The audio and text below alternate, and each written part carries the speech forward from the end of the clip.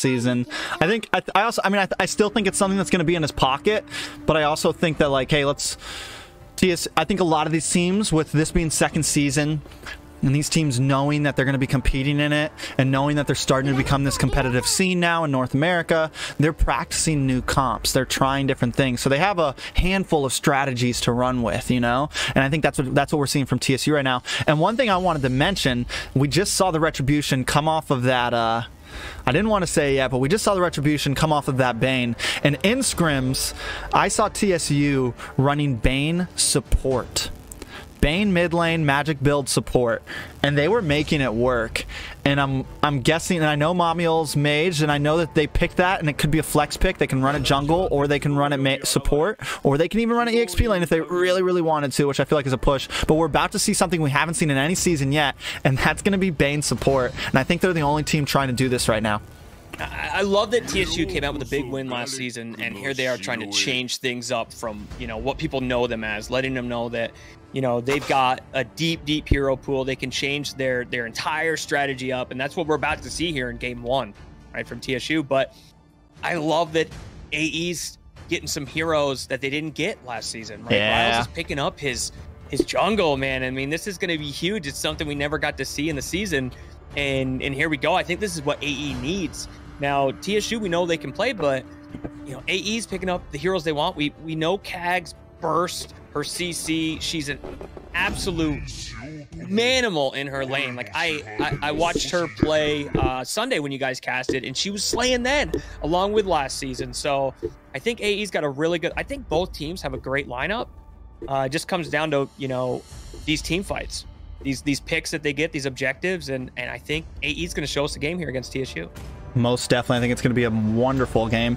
So looking at these picks, man, who do you give it to? Who do you think takes the early game? Do you think it's going to be a steamroll? Do you think AE really has an advantage with this Hayabusa? Give us what you think. I think TSU's gonna bring it on, and now it's something different that we don't usually see. TSU loves to come out, and they come out aggressive, right? They always have, but they're coming out with 3 MMs right now, so I don't think they're gonna be able to be as aggressive early game as we're used to seeing. I think AE has the draft here, and especially with TSU trying something new. Now, they may have been practicing this, but they're coming out obviously with a new strategy here. I think AE's got this. I think they're gonna be early game aggressive. And I think late game, I'm still going to give it to AE for the game here. Yeah, something else that I don't know why we didn't mention it. We were so caught up. You know, it's day 2. We're hyped up about seeing TSU. TSU with the Grok in the EXP lane. Again, just TSU showing these different compositions that they run. They're running this double tank. I think it's going to be a common thing in Season 2. I think a lot of teams are doing it with glue in the side lane, but no glue. We're going to still run it. We're going to go Grok and EXP up against this Esmeralda and keep our Lolita in the mid tank. And I've seen that Grok. I've seen some crazy things with him on the side lane, especially slowing down the farm of the opponent team, using his wall to get the minions pushed through the jungle. So, like, there's a lot of weird strategies, which maybe we'll see, maybe we won't today, coming from this Grok side lane. But if anyone's going to do it, it's going to be TSU showing us, right? Yeah, and TSU already playing nice and aggressive in the bot lane, sending that Popo back. He's having a little bit of troubles against this Clint. And the good thing about Clint in the side lane up against the Popo is even though your dog's in the way, that passive goes right through. And if you can target it right, you're going to hit both of them with that shot. So I think Clint's going to definitely have the advantage here. And as long as he plays smart, he should be able to, as long as he doesn't get locked down around level 4 when Popo gets that stun, he should be okay down here. But in the mid lane, sorry, Momiel getting taken out by AE Riles, first blood going to AE tank. I mean, like we said, this is AE coming out aggressive. This is what they need. But look at Grok, that top lane, really slowing down this jungle. What we just talked about, this strat here, cutting off the lane.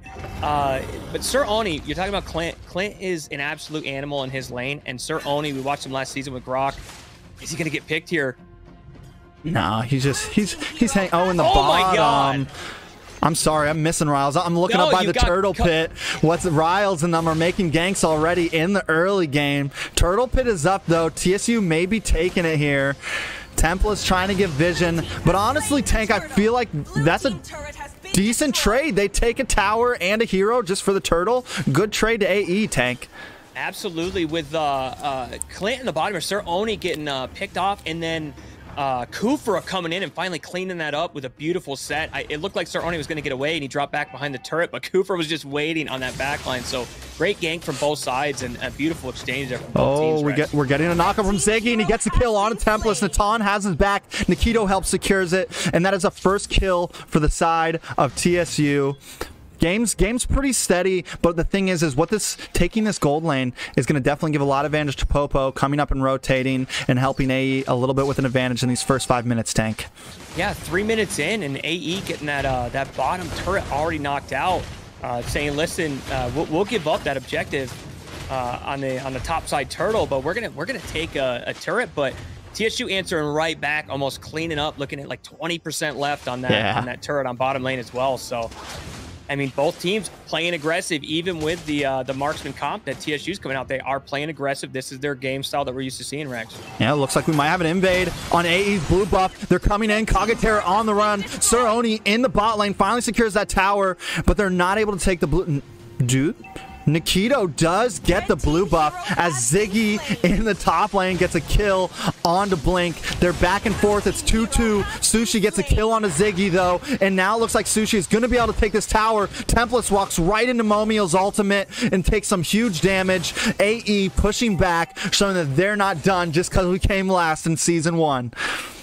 The give and take here, we're 4 minutes in. We're looking at 5 total kills, 2 turrets taken off of the map. TSU starting to work the shield on this top lane turret here. Big set coming in, but does miss it. TSU Tamal does get picked big here. Pick onto Tamal. Kageterra brings him that umbrella, lands right on him, and he's taken out. It's a 1-for-0 trade. AE sitting at 4-2, Tank.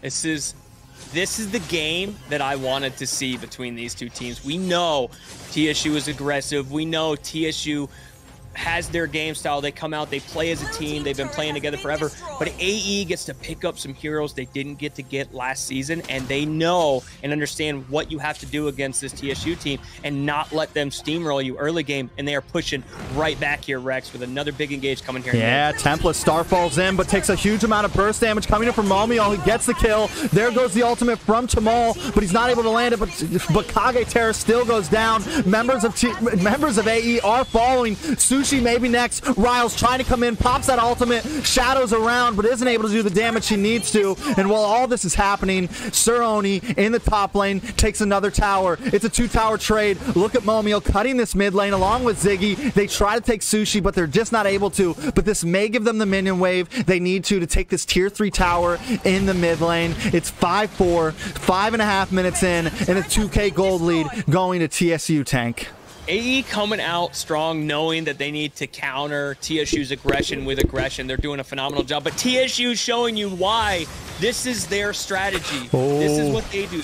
We do have a battle here at the red buff. Riles trying to go in. Tempest hit that starfall over the wall, but now TSU's back. The knockup comes in from Ziggy, and he gets the kill onto Sushi. Stunned down is what AE is right now. Ziggy gets the kill onto Blink, and now 2 members are down. Riles trying to do something here, but his ultimate is not there. Neither are any of AE's members' others' ultimates. They're on the retreat. Riles flickers back in, though, and is able to take out Tamal. 2 members make that a double kill as Momio takes out Templest directly after, but now Momio needs to try to get away, but Sir Oni's here to help. The passive takes out Riles right under that tower. The snipe is there, and that is a 2-for-2 trade overall, putting TSU at 9-6.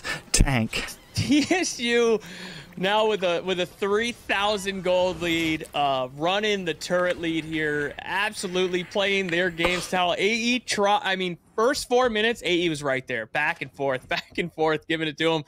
But TSU just not letting up, right? Losing a couple of those picks, not getting the engages they wanted, but playing their game, playing smart. If they lose an objective on top lane, they pick it up on bottom lane, and vice versa.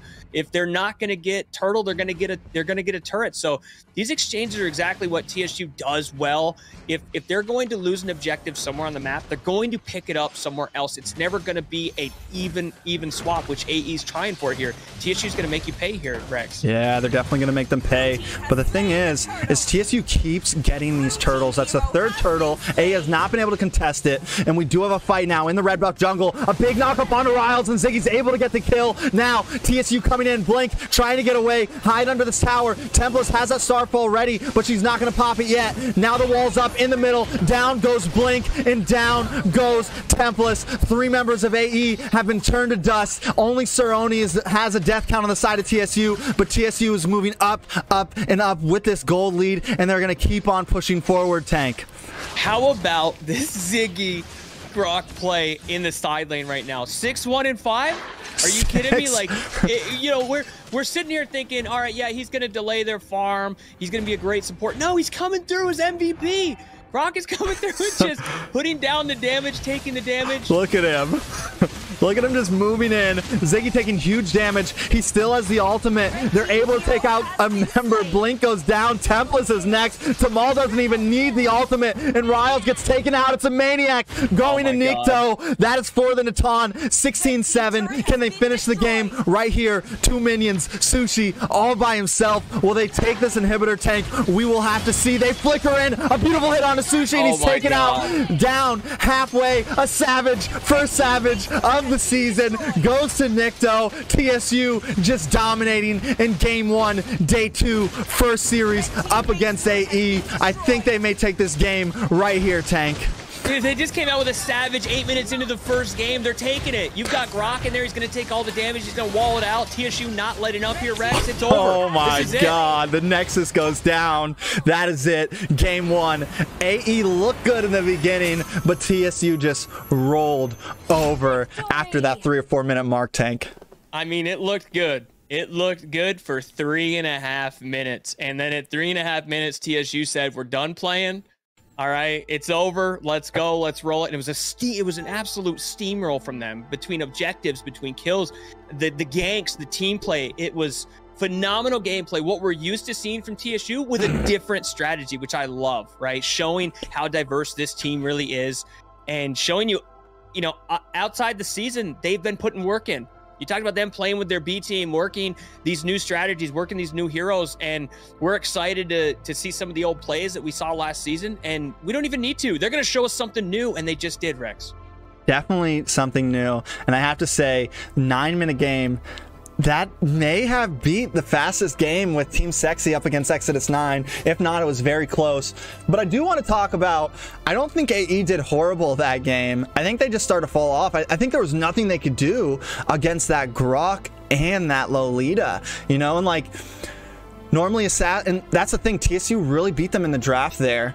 They decided they lock in these 2 heavy frontliners.